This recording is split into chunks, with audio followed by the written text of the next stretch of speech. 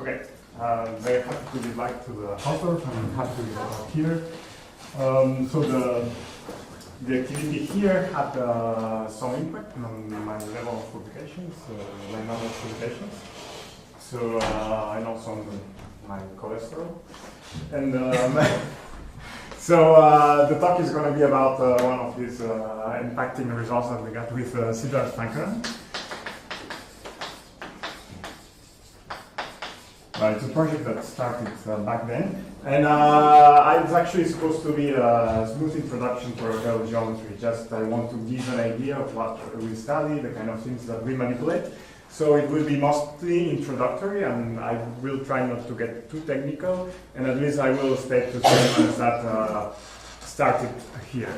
So I would like to start with a discussion about Grothendieck-Riemann-Roch.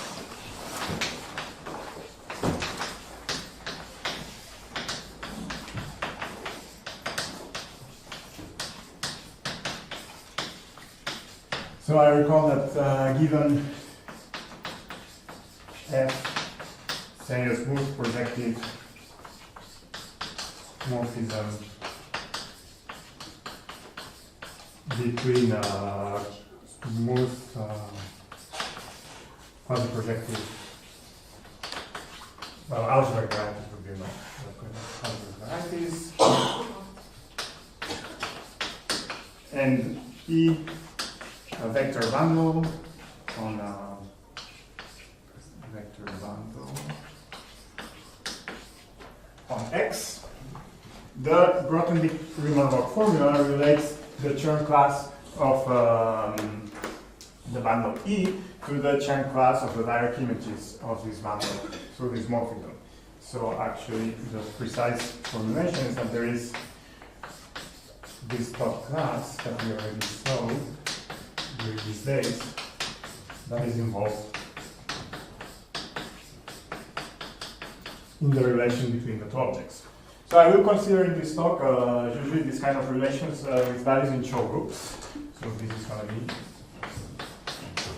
in the Chow ring of Y with coefficients in Q. In particular, if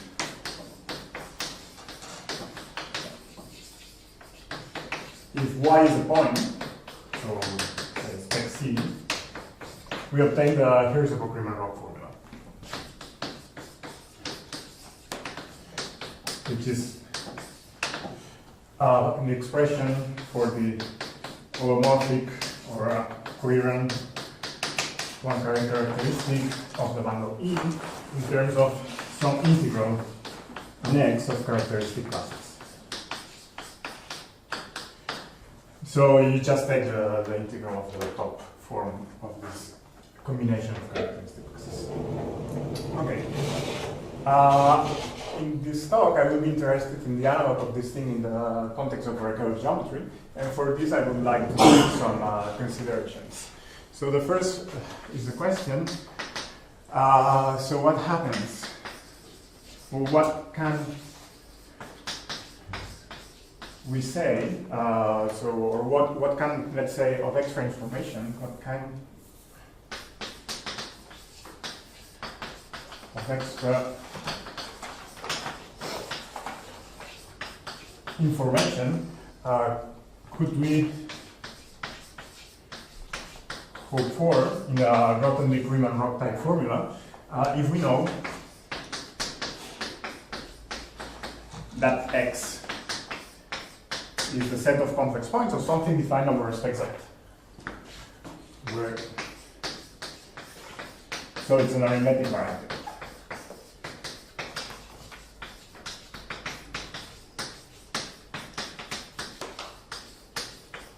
And similarly for E is defined over X. Well, say E is the shape to allocate free shape over X. So when I say arithmetic variety, I won't be very precise during the talk because I don't need any refined hypothesis. But I will just specify that usually I have in mind X being regular, So I don't expect the morphism, of course, to be smooth, but I guess X is regular. And the morphism pi is, say, projective, flat, etc. So just imagine a bunch of equations in projective space with the coefficient in Z. So in this case, of course, the cohomology groups will have more structures because actually they will have an integral structures. So GH I X E, so you can obtain them by base changing the corresponding cohomology of curly E on curly X. And these objects here are Z modules of finite time.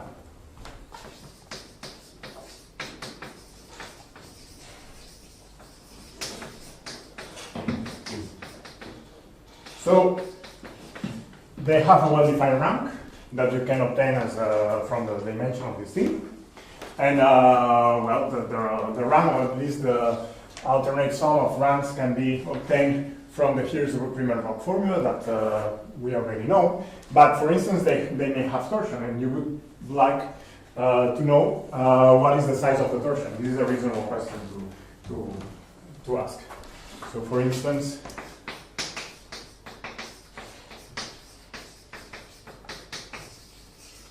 what is the size of the torsion? For instance, the cardinality.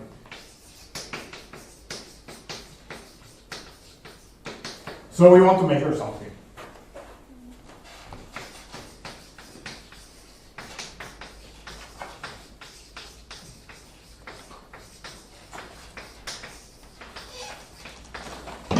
So actually what happens if I'm working over spec Z is the following observation. You could imagine applying the Grothendieck-Riemann-Roch formula to this setting. It also exists. But the problem is that the interesting part actually is exactly the same as the Hausdorff-Riemann-Roch formula, and so the part that lies in Chow 0 of spec Z, and then the part that lies in Chow 1 of spec Z is 0, because Chow 1 of spec Z is 0. So actually, you could try, well, you could apply Grothendieck-Riemann-Roch to the morphism pi and E, and the problem is that you don't get anything new.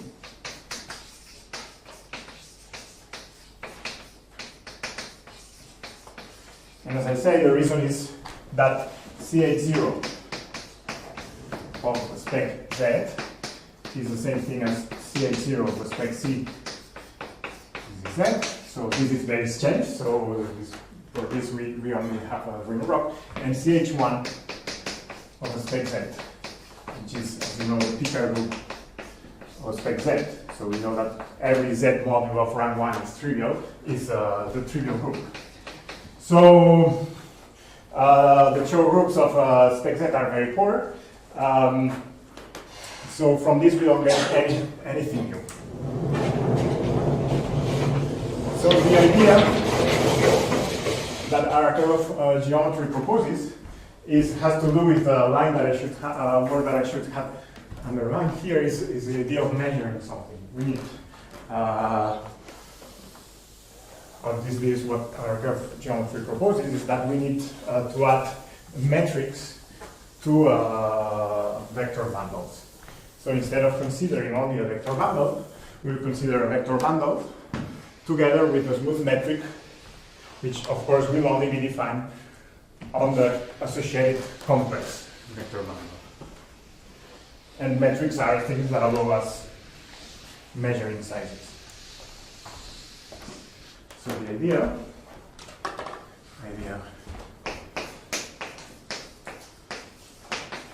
of Arakelov geometry is adding metrics in order to measure sizes. So let me make this a bit more precise in the case of the spec Z. So for instance, we consider a thickening of phi spec z, which is 0, as I said. This thickening is usually denoted phi hat spec z, and this is the group of isomorphism classes of z modules of rank 1, and together with a metric after tensoring by sigma. So group of isoclasses of z modules. So it's a quite silly thing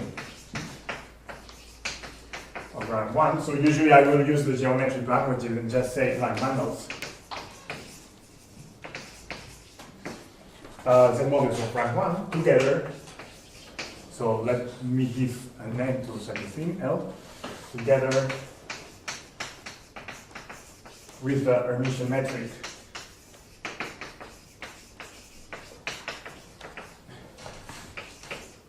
on the associated complex vector space. So this looks like a silly thing, but one of the advantages of phi hat is that it's not trivial.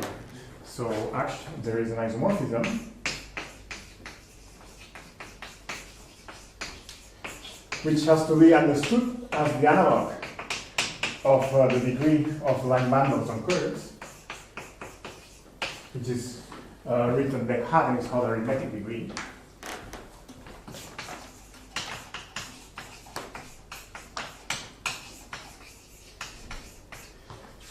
That goes as follows. You take an object here given by a z module of rank 1 and a metric on the complex associated line, and you write, you know that this thing, or what, you can write it like this, where E is a basis element, and E is unique up to a sign.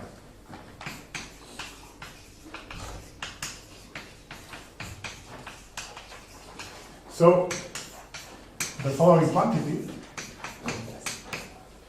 is well defined. So this is the norm of E. So usually when I write norms, I mean this. So this is a well defined quantity, and this is by definition the arithmetic degree, and it's a real number and provides an isomorphism like this. So already this phi hat is bigger than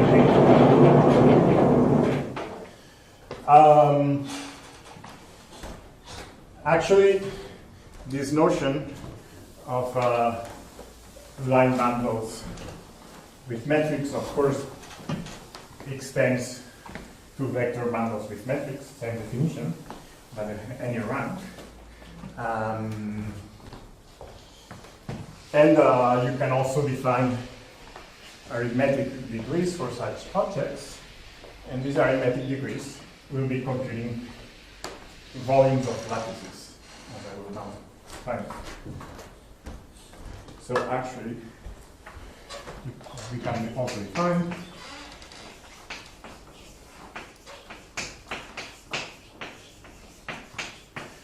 the notion in H, so Hermitian vector bundles. So over Z, so these are just Z modules of rank over Z, Z modules of free Z modules of some rank. And actually, you could even include some torsion here. For the time being, I won't include torsion. So you can define the determinant of such an object. It's not a difficult thing. And then apply this silly construction to compute the arithmetic degree and observe that this quantity will be, well, the volume actually. So you have M, which is a lattice in the real vector space obtained by tensoring by R, actually, in this case. So this will have a natural measure because we have a metric on this Euclidean vector space. And we can compute, so this is a compact torus, so we can take the volume of this. And the arithmetic degree of MH, or its determinant, is minus log of the volume of this. Or if you want, I was actually writing co-volume So the what is called the volume of the fundamental mesh of this lattice in this vector space with respect to the measure given by H. So it's measuring sizes. Even if we don't have torsion, this is also computing some size. You can even add torsion.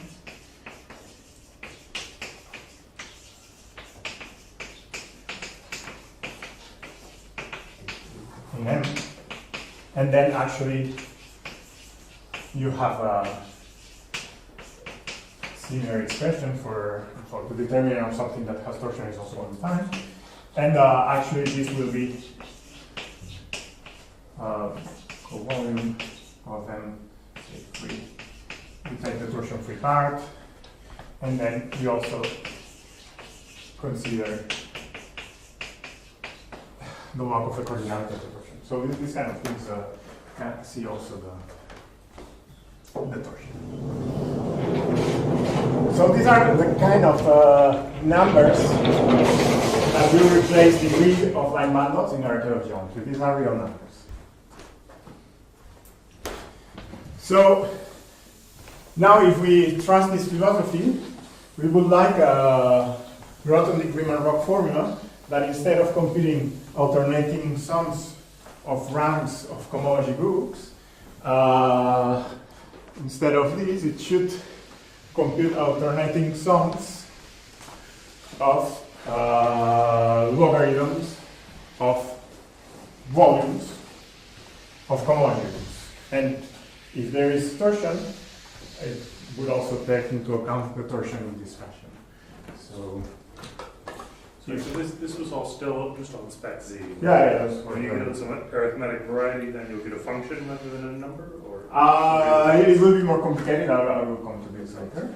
So for Grothendieck-Riemann-Roch, we like, or we would imagine a formula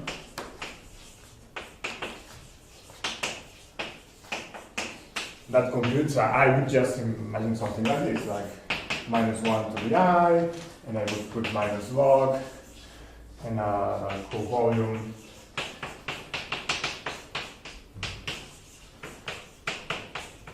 Here I put a question mark, and I can mean 3, and then also plus log of the torsion.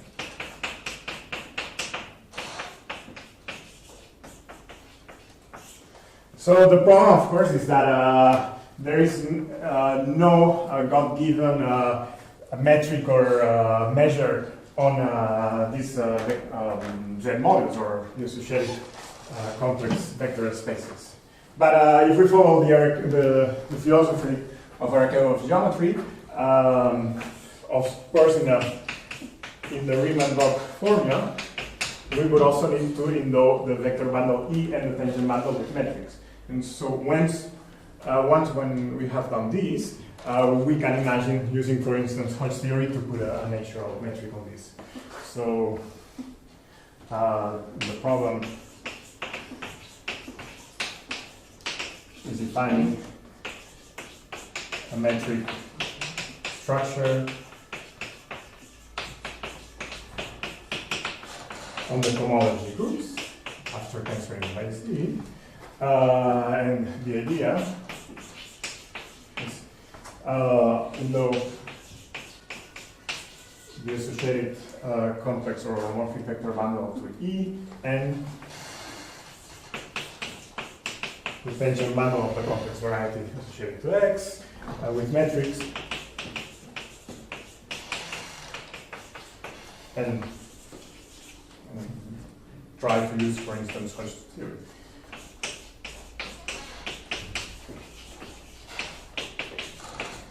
So when I say Hodge theory here, I mean representing a cohomology classes by harmonic representatives, and harmonic representatives are physical differential forms, and I can measure their sizes. They will have norms. So I would like to give an idea of how this goes. So this would give a meaning maybe to the left-hand side of the Riemann-Roch formula. By left-hand side, I mean this, the cohomological part, and it would still remain to give a meaning to the right-hand side. And actually, this is easier. I will begin with the right-hand side. So,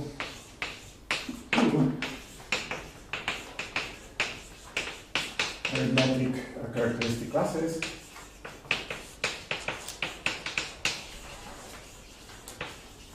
And arithmetic Riemann-Roch, or maybe, yes, arithmetic Riemann-Roch.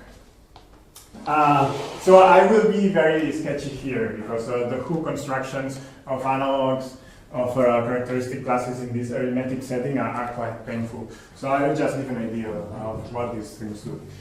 So the setting will be, we have an arithmetic variety, so something defined over Z. We have a locally free sheaf on X, and we will add some C infinity metric on the associated complex vector lambda. So we would like that this thing has a well-defined, so I still don't know how this goes, but I would like this thing has an analog of the Chern class that I will write Chern with hat that takes into account the metric. And this should refine two constructions at the same time. Should refine first the Chern, the class of E, which is in the short group of X lies with Q, but should also take into account this differential geometric information. So it should refine the Chern-Weil differential form representing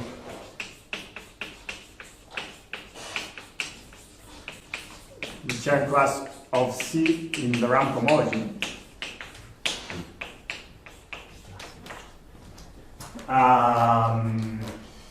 And it's a physical differential form that depends on the choice of the metric.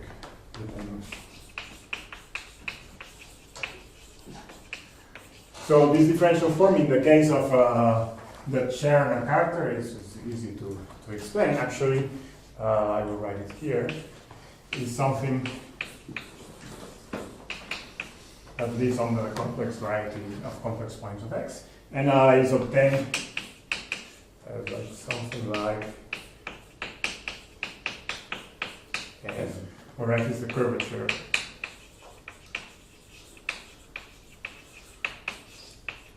of the Chern connection associated to it. So to a metric, on a Riemann metric on a automorphic vector bundle, you can attach a connection. A connection has a curvature. You take the exponential of this. A curvature is a differential form of type 2 of degree 2 with values in the endomorphisms of E. So you can exponentiate these things, and then you can take the trace. This differential form turns out to be a closed differential form that represents the Chern class of the vector bundle.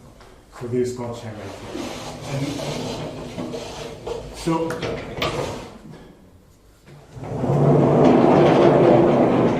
Gerard? Yeah. But the metric you are starting with in order to obtain 1 and 2 is a metric on EC? EC for the time being. Then we'll need something on the tangent bundle too. Okay. And the metric in the first formula? Log of covolume? Yeah, that's the problem. This will come later because it's a difficult one. So actually I reverse the nature order of things and I start with the Chern classes and then I will, Okay. So yeah. when you say you try to use Hodge theory, is it, I mean, I guess you'll tell us, but it doesn't just work the way, there's some problem? Or you just use Hodge theory the way you said? The problem is that I say I try. Yeah, there is some problem. Hodge theory in this meaning of representing differential forms, cohomology classes by differential forms is not enough. So, and this is one of the problems of the theory. It was very appealing when it sounded easy. No, you see, it's a pretty funny thing. It's a kind of disgusting object that will appear. So this Chern hat should refine these two objects at the same time, and it should live on some thickenings of the Chern groups. In the same way, I thicken the peak of a spec Z, And I won't really say what is this, but this is these are groups that have kind of forgetful morphisms to usual show groups or rings. So here there is a differential geometric information, which it's a bit long to explain. So you just forget it. And then there is a map to close differential forms of pure type, like in the sums of things of type PP. So this arrow here would send the Chern hat to this Chern representative, and then you have another morphism from here to here that goes to the ramp homology,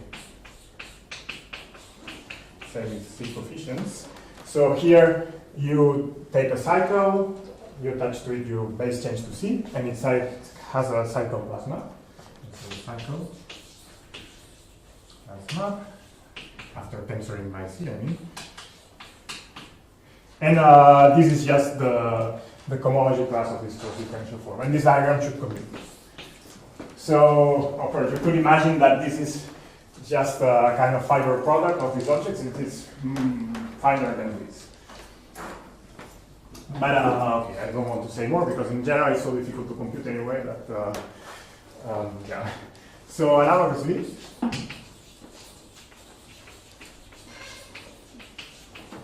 one chooses, and I will only choose scalar metrics on tangent bundles. So it's a technical hypothesis, not important. Scalar metric on this, and we'll have that usually a right omega, and we'll have an associated, and here I have to say something,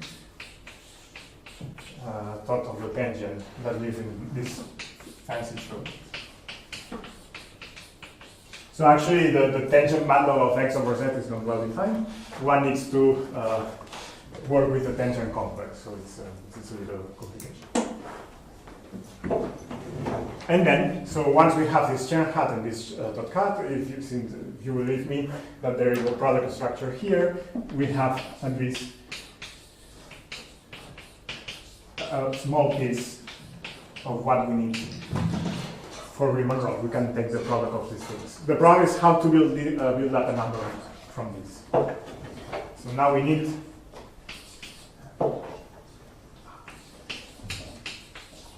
the analog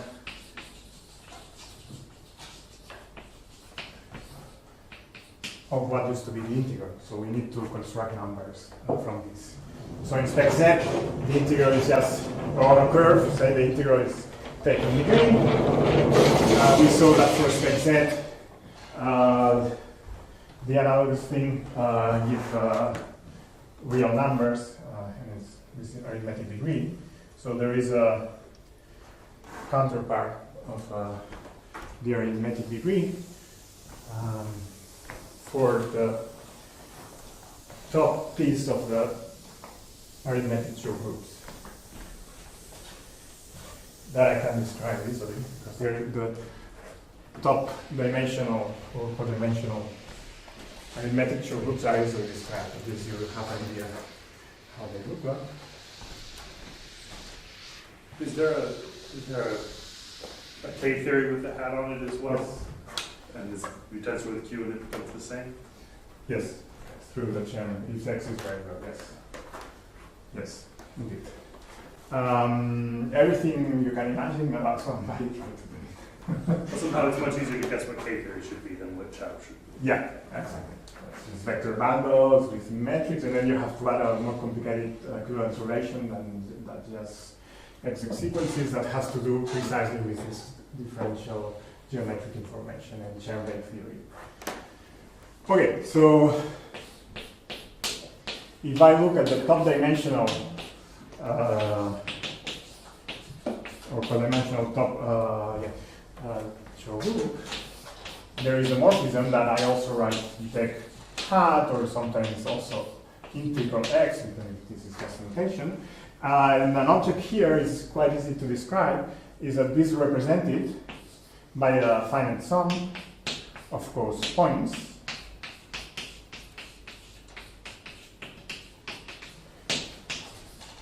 and the smooth b minus 1, e minus 1 differential form on this complex variety of complex points can be represented by an object like this, and it will be mapped to. So since these are closed points, they have to lie over some, well, they have a residue field, which is a finite field. So I take the cardinalities of this, and I weight by the degrees of this thing, and then I take 1/2 of the integral of g. And this is the arithmetic degree or the integral. So you see this is a real number. This is not an isomorphism, of course, in general. And now we have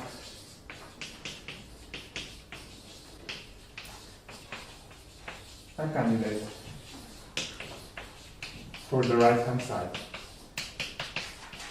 of a Grothendieck-Riemann-Roch formula with some hat, which would be perform these constructions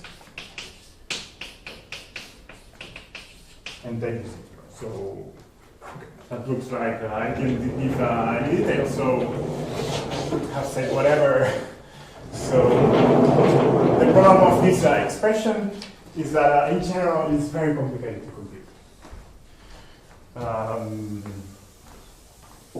So is this, in top degree, this diagram that you're erasing really is? Yeah, I should have said that this is in top degree, yes. So Then it really is a Cartesian. in top degree, wait, no, in top it's still not Cartesian. No.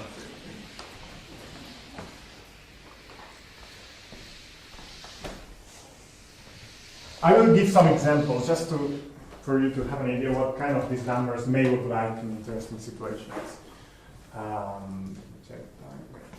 So this is the right-hand side, and now I would like to discuss the left-hand side.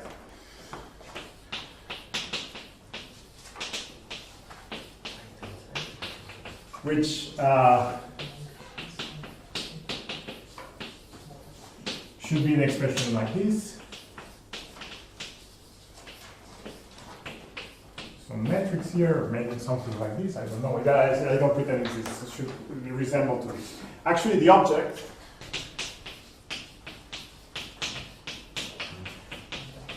we look at already appeared in Dennis's talk, is the determinant of the cohomology of this vector manifold. So we look.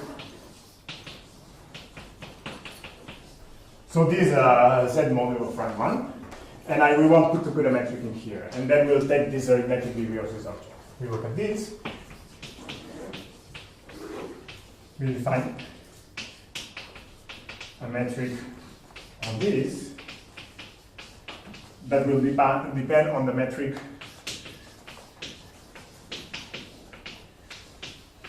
on E and on the tangent battle. And here is where Hausdorff theory is involved, but it's just a piece of the information that we need. So, defining metrics is a matter of complex differential geometry, so I tensor by C, and this is the alternating product of determinants of cohomology groups. So it's on here that I have to put metric. And what I will first do is representing cohomology classes by harmonic differential forms. So this is a usual coherent cohomology, but we know that coherent cohomology can be computed with the so-called local resolution. So this is local cohomology.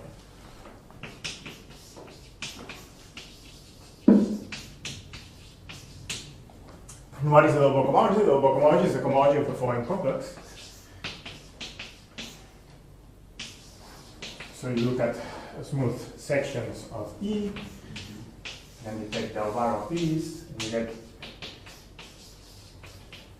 smooth sections of E, the smooth differential forms of type 01 with values in E, and it continues. here I put intermediate group. And now I have a metric on the vector bundle E, and I have a metric on the tangent bundle, and therefore on the cotangent bundle. So I have also a way of measuring sizes of differential forms. So this gives Hermitian products on these infinite dimensional spaces. So this carry what is called the L2 metric. L2 metric given by integration.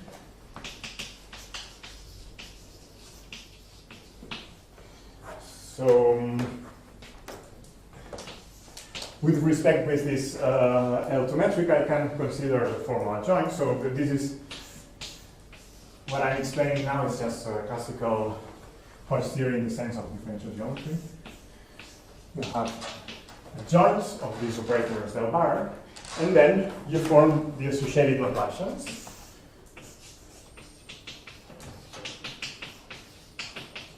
Which are expressions of this form.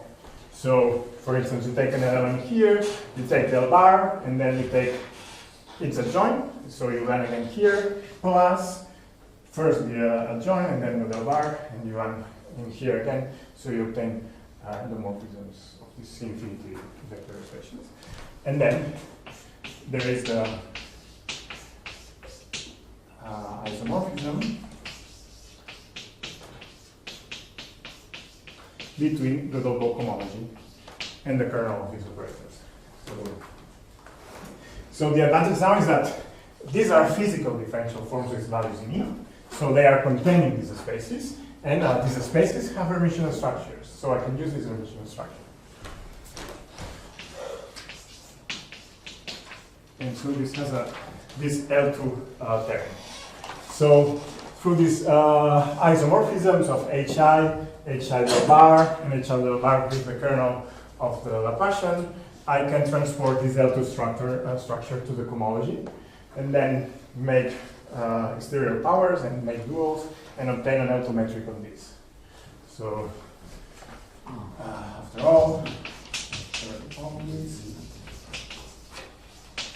we obtain a metric that I call HL2 on this determinant of cohomology.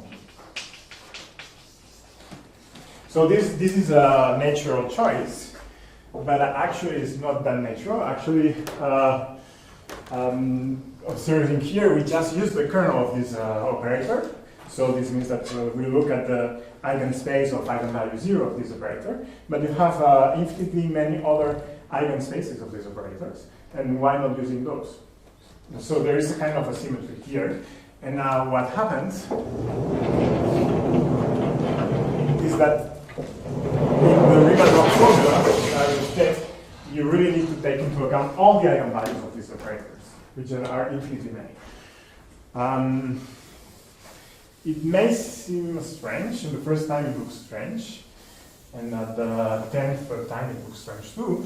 But for instance, for people that do automorphic forms, it's not that strange. And automorphic forms, usually you like to consider automorphic representations as generally as possible, so you like to treat modular forms, which are objects of, say, homomorphic nature, and you like to treat them in the same footing as non-homomorphic modular forms, which are typically eigenvectors of Laplacians.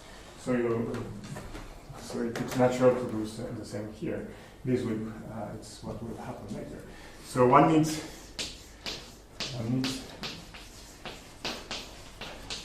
to scale this metric by the holomorphic, something that scares people, holomorphic analytic torsion. And the holomorphic analytic torsion is the following gadget. So you I will define this, it's called Coulomb metric.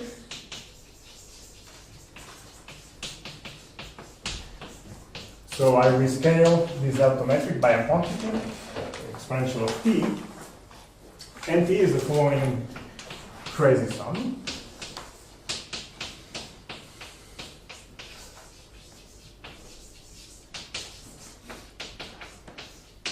So this is supposed to be a kind of the product of all the eigenvalues of this operator.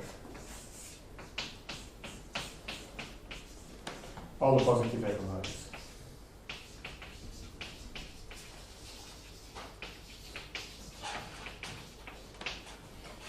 And I won't get, so this is just infinity, but there is a way of defining this, like, actually the exponential. The derivative at 0 of a zeta function. That it can be well defined, like the Riemann zeta function that is automorphic at s equals 0. When you consider this kind of zeta functions, they turn out to be automorphic at s equals 0. And you define the regularized product of all these eigenvalues this way. Okay, that's a difficult object. It's generally it's impossible to compute it. And now the theorem.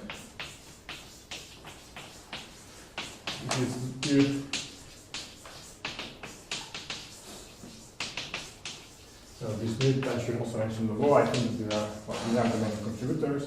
The final proof is due to this way. Says that the arithmetic degree of the determinant of the homology with this square metric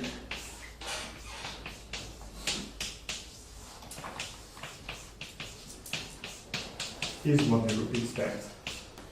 And then there is a term which is pure topological that I don't want to discuss. So essentially, if you forget this thing, you have a formula. So here you have a formula for the arithmetic degree of this object. So this is a kind of measure of the size of the cohomology groups with respect to the autometrics. And maybe if there is torsion, you take into account torsion. And then you modify this whole thing by this analytic torsion. So let me just point out some problems of this formula.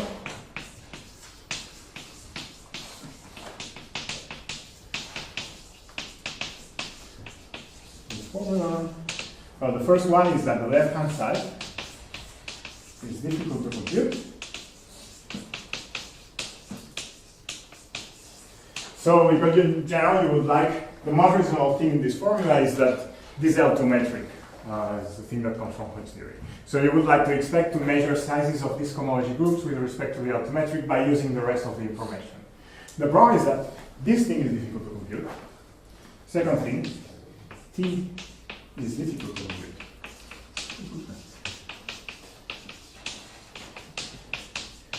So, and actually, you could also expect, okay, if I cannot compute these two things, I may use maybe what I know about the cohomology and the autometric, but we know that this is also difficult to compute.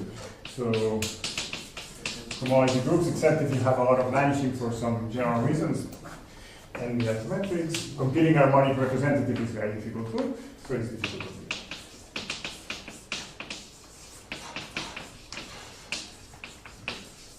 So, this is maybe one of the major achievements in Arakelov geometry,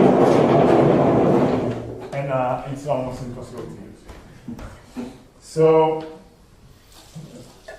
in practice, what you try to do is to apply it to geometrical situations where you know that some of the three objects above, or 2 out of 3, can be computed for some reason. For instance, because you have a lot of symmetries, or because the analytic torsion vanishes for some duality, circularity phenomenon, or where the cohomology vanishes. For instance, if you have P1, or the cohomology is very easy, P1 and the trivial sheaf. And so you try to use information on 2 of the invariants to get something interesting on the third. And hopefully try to solve some conjectures, and if there are no conjectures, you make them and then you solve them. So I would like to explain how you can use this in a particular example. So an idea, so a natural examples where this Grothendieck-Riemann-Roch can be applied, can be used, are Shimura varieties.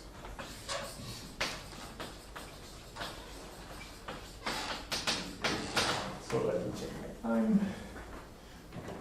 So the advantage of Shimura varieties is that this, for instance, if you look at vector bundles of automorphic nature and look at the geometric and torsion, all these things have automorphic interpretation.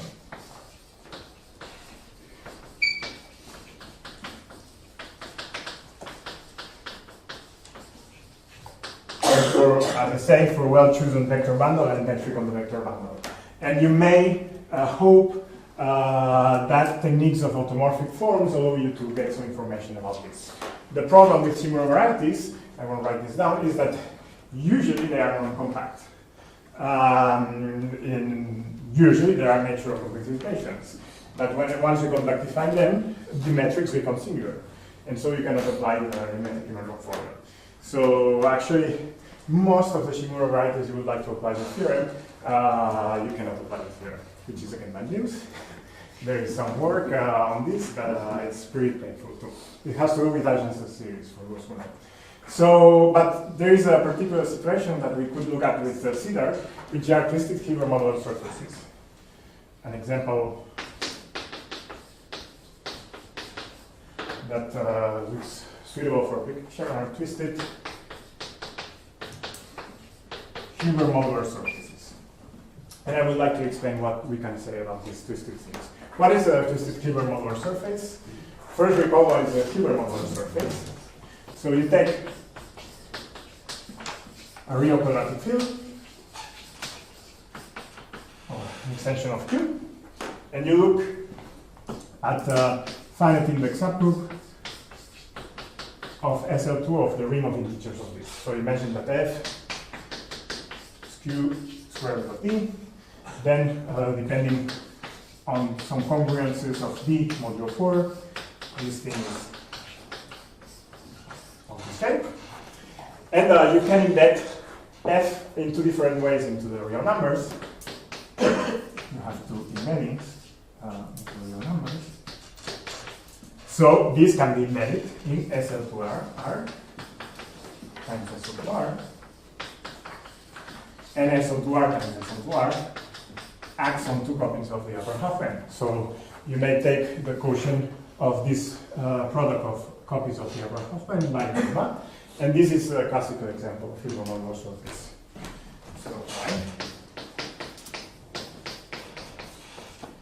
So the problem of these things, as I said, is that they are non-compact. And they cause a lot of problems in Arakelov geometry.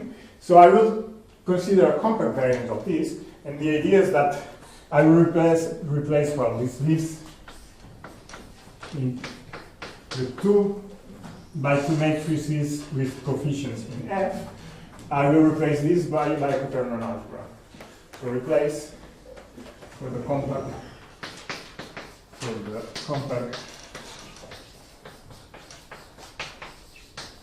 amplifier,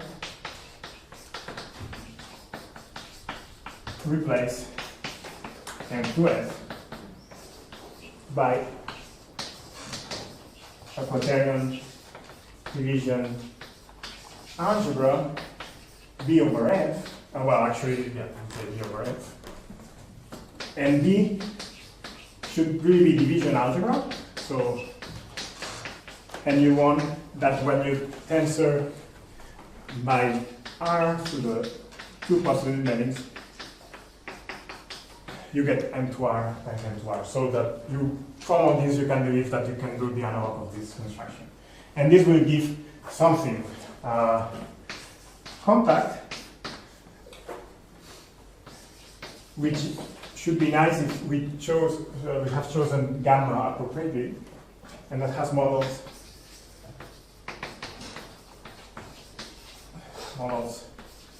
over Z.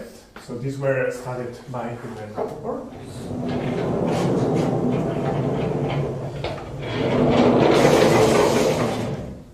So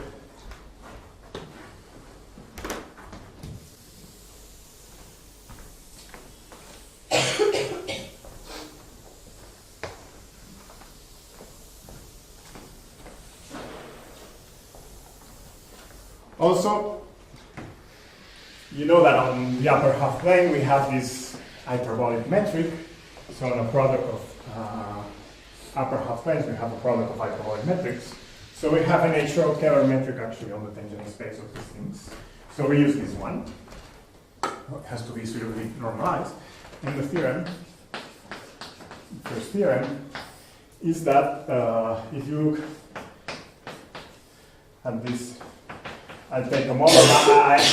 There are a lot of things that I'm hiding here. But discussing the models would take a lot of time. This is essentially the top class in this situation, and you divide it by C1 x. So this is the complex one, to the square, and this finite construction we have. This is essentially, so every number here has a well-defined zeta function.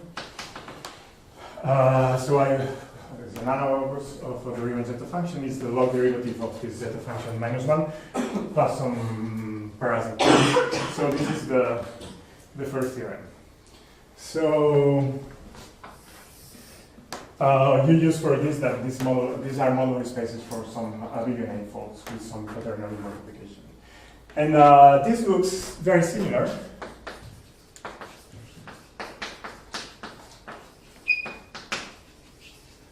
to computation.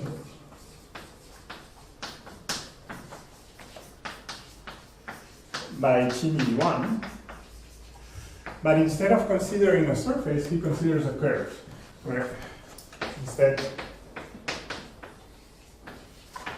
of a surface, he has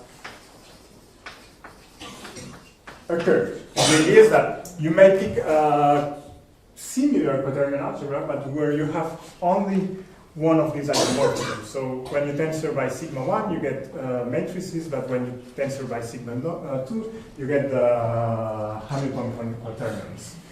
So you get B1, an analogous quaternion algebra, but you suppose that you have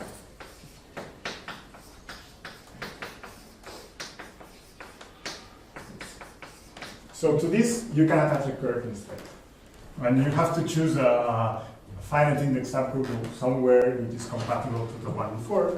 So to this you can attach a curve, and this curve actually turns out to be well defined over F,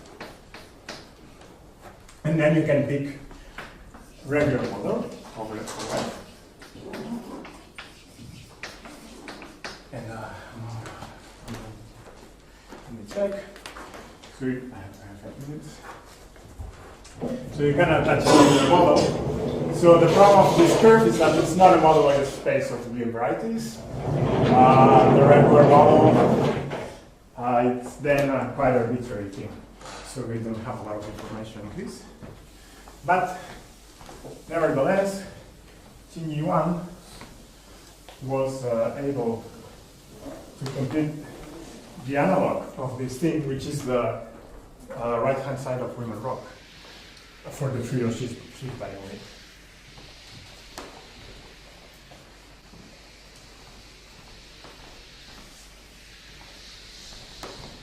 So this was a computation with SID, and then we have this theorem of Young that says that if you perform something similar for this curve,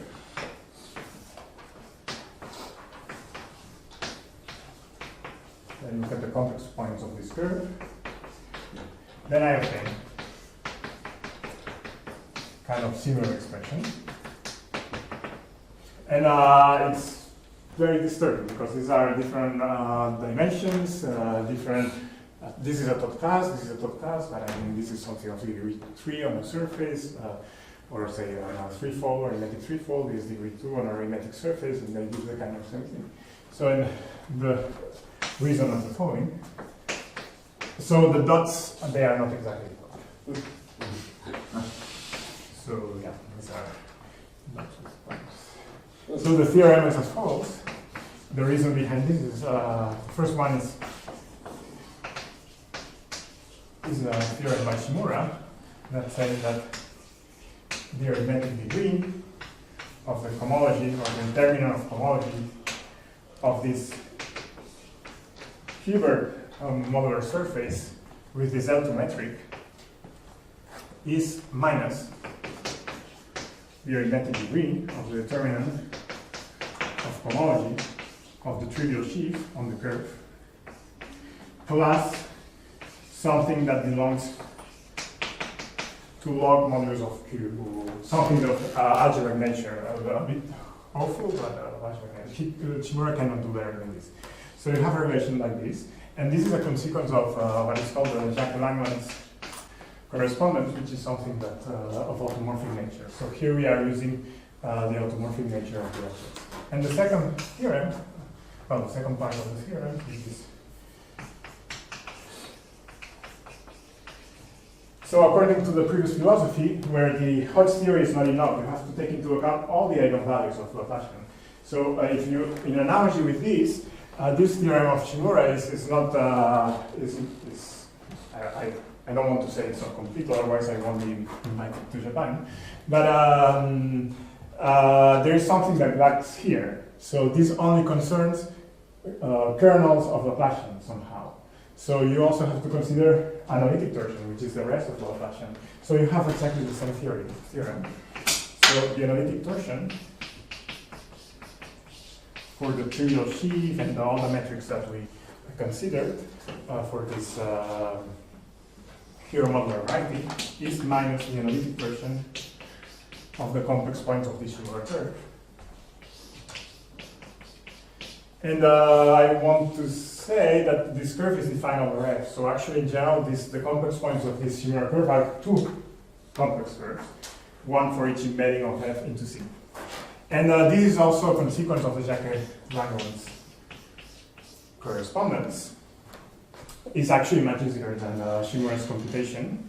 And this express if somebody is watching.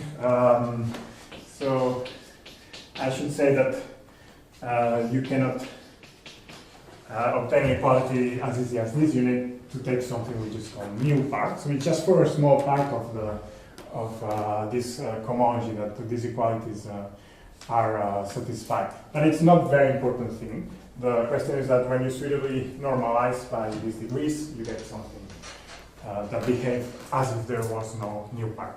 So now this is the content of the left-hand side of Riemann-Roch, those two things. And these are, it's just saying that they are equal essentially. So now you apply Riemann-Roch to the Hilbert modular surface, and you obtain a relation between these two pieces and the number I computed there. And you apply arithmetic Riemann-Roch to Shimura curves, and you obtain a relation between this right-hand side here and this number here. And then you apply this theorem that says that these quantities are equal, so you obtain that the two numbers have to agree. So the reason behind this formal coincidence of these two numbers is Jacquet Langlands and Riemann-Roch. So the coincidence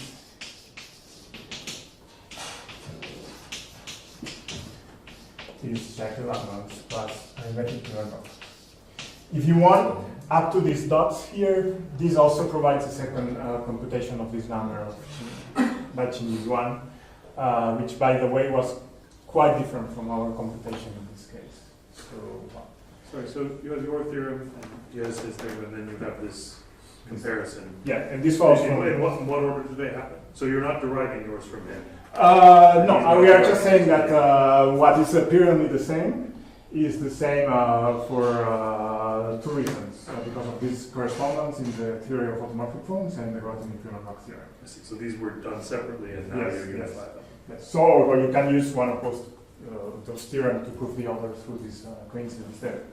The thing here is like trying to suggest that there is some deep relation between some results in the theory of automorphic forms, like Jacquet Langlands, which is a consequence of the so-called trace formula, and the Grothendieck-Riemann-Roch theorem.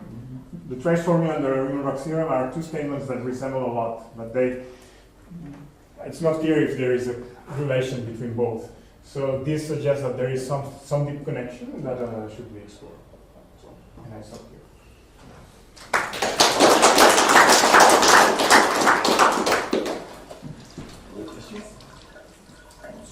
Yeah. I think I missed it. Can you shake in what the Shimura variety parameterizes? Yeah, the Shimura variety here parameterizes some abelian eightfolds with multiplication by the quaternion algebra that I have to begin with. And this curve doesn't parameterize anything. That you know of, or it just doesn't? No, it's not PL. Well, it's called PL. I guess it parameterizes some Hodge structures. You know better than me. But it has no modular space interpretation, or not an easy one that you can use. So, and the thing is that here we use the modular space interpretation. And here this proof is purely automorphic, the proof by Chin-Yuan. So the nature of the proof is very different. But you wouldn't expect there to be some geometric reason why these two things are similar? No, I would not expect it. I think it's purely automorphic. Yes. But what was this term log size of q bar cross? Yeah, this has to do with these things here are actually these objects here. As you take modular forms or Hilbert modular forms, and you take what is called the Peterson models.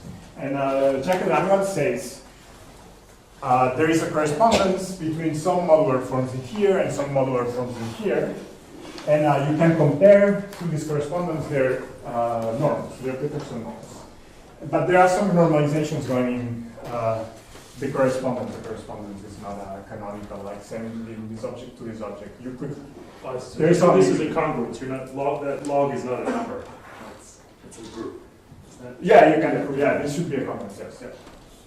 But so this has to do with this. Well, that when Shimura compares norms of modular forms, apart from some normalization issue, then he can only get things modulo algebraic number.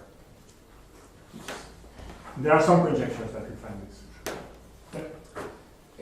But just from a naive point of view, it seems like the formula you wrote looks more like Algebraic-Riemann-Roch. Yes, it's more like you have a relative. Do you have also, I mean, if you take, for example, a more smooth and proper morphism between varieties over Z, yeah. Do you have also something like yes, Grothendieck-Riemann? there is a formula. Ah. Yeah, it's more complicated, and the analytic version becomes even more complicated. But there is a formula. Okay. That I never saw an application of it. Okay. Yes, it exists. And by the way, there is a formalism that explained Pablo in 2011, maybe. That kind of justifies that this Grothendieck-Riemann-Roch formula is with hat is the unique possible one, so it cannot be easier in a way. Does it give a new proof, the traditional Riemann-Roch? If you forget the metrics and take values in short loops, yes. It's independent. Yes. Well, independent.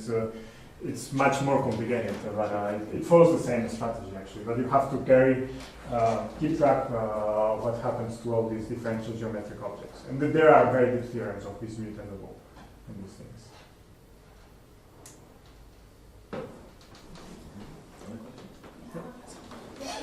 Hilbert model surface, do you have any results about high dimensional Hilbert varieties?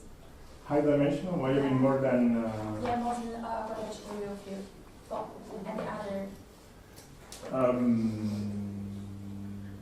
You mean, for instance, unitary Shimura variety, things like that? Yeah, there are things. Yes, I mean a lot of there's of course all in the Shimura world. There is all the group around. Kudla conjecture, so Kudla program, and they treat unitary Shimura varieties, UN1 cases, where in their case they study special cycles and generating series and things like that. In the orthogonal case, I don't know of any example bigger than a surface or in the threefold. Not even in the 4SP. So yeah, it's. I mean, there are a lot of complications. For instance, a big problem is this compacity issue. For instance, you would like to apply this formula, this Riemann-Roch formula, and the easiest, if you are interested in Shimura varieties, the first example that you should be able to treat is the modular curve over Z, which is P1, but that you see as a model of this. You would like to use the Poincare metric on the upper half line and things like that. So even this, is not covered by the Grothendieck-Riemann-Roch theorem of GSU, because you have a singularity of the metric, and when I mentioned the Laplacians and their spectrum, the spectrum is not discrete, and you have to start from the beginning. So, and if you go to even higher dimensional Shimura varieties, like the unitary ones, which are never compact, at least over the CM field, this kind of problems will appear all the time. Okay. But is there an application of this stuff to bond quotients, for instance? Well, bond quotients typically is like, for instance, the Picard modular surfaces are bond quotients, and these are something that we started studying with CIDAR. The problem is that the Riemann-Roch can hold, but you can at least try to conjecture what a Riemann-Roch formula could look like. And since these varieties are usually have natural and interesting compactifications, guessing what the boundary of the compactification would contribute to the formula is very interesting stuff. Here, for instance, there is a theorem. It's Anna von Pipi-Helmy who proved it, and you have the Cascade infinity, and you have also elliptic fixed points. The contribution of the Cascade infinity is not interesting in the formula, it's like 0. But for elliptic fixed points, what you get are fountain heights of elliptic curves with complex multiplications, which are computed in terms of L values again. So you can imagine that for higher dimensions, boundaries of Shimura varieties would contribute also analogous things like L values, where it's usually in the theory of automorphic forms where you try to find L values, like in boundaries varieties. Yeah, the idea is trying to find this kind of interesting values of L functions by looking at non-complex equations.